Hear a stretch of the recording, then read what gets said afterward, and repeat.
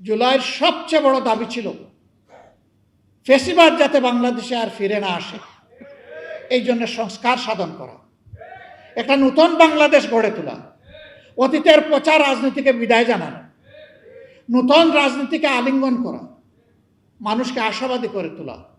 এই জন্যই হয়েছিল গণভোট।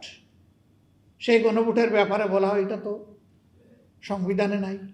বলা হয় এই 4 প্রশ্ন এত জটিল, আমি বুঝতে লাগে 4 ঘন্টা, জনগণ কিভাবে ভোট দিল? কেন? এই 4 প্রশ্ন তো 17 দিন আগে থেকে প্রচার করা হয়েছে, সকল মিডিয়া খুলাসা করা হয়েছে, গোপন রাখা হয়নি।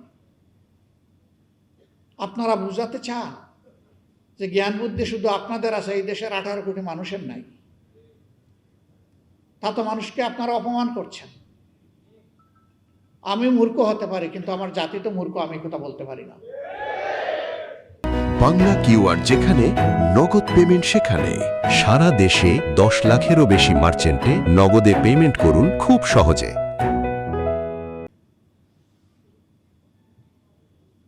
সম্মানিত ভাইয়েরা, 4 প্রশ্ন জাতি যদি না বুঝে তো 31 প্রশ্ন বুঝে কিভাবে?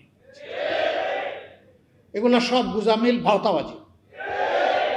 এবং ইতিমধ্যে একজন বলেছেন আমরা সব কিছু আগে মেনে নিয়েছি যাতে বুটটা হয়ে যায়, মানে বুট হয়ে পকেটে ঢুকে যায়।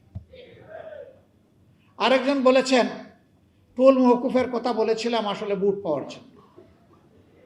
লা হাওলা ওয়ালা কুওয়াতা ইল্লা বিল্লাহ। রাজনীতিবিদরা যদি এইরকম জাতির সাথে প্রতারণা করে তাহলে এ দেশের মানুষ যাবে কোথায়?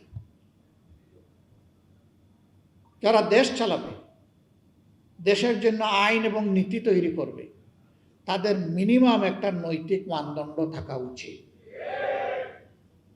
ইলেকশনের আগে তারাও বললেন, আমরাও বললাম, সবাই গণভোটে হা বলল, জনগণ 70% মতো হা বলল। এখন তারা বলেন যে 51% মানুষ আমাদেরকে রায় দিয়ে পাঠিয়েছে, আমরা এটা মানব না কারণ আমরা সংখ্যাগরিষ্ঠ। তো 51 বড় না 70 বড়?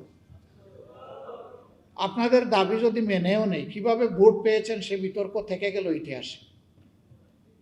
পাইছেন কি পান নাই, হিসাব কিভাবে মিলাইছেন জনগণ জানে। 3.5 ঘন্টা ব্ল্যাক আউট করে কি করা হয়েছে জনগণ বুঝে, এবং এর জন্য রাজসাক্ষীও পাওয়া গেছে, কোনো অসুবিধা নেই। ইতিহাস অবশ্যই এটাকে পর্যালোচনা করবে ইনশাআল্লাহ, এবং যার যার পাওনা সবাই সময় মতো পেয়েও যাবেন ইনশাআল্লাহ।